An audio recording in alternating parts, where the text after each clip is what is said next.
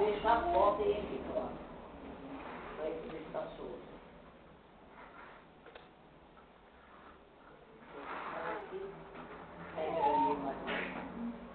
Olha como ele já tá andando, ó, ficando em pé.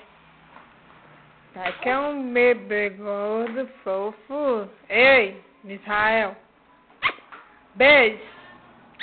Ai, que coisa mais bonita. Senta no chão, Israel, senta. Eita. Sentou, bebê. Oi. Tu vai pra onde, hein? É, bebê. É, bebê, é? Ah, como ele tá grande. Não é nem gordo, não, é grande. Ei, Israel. O que eu tô com fome?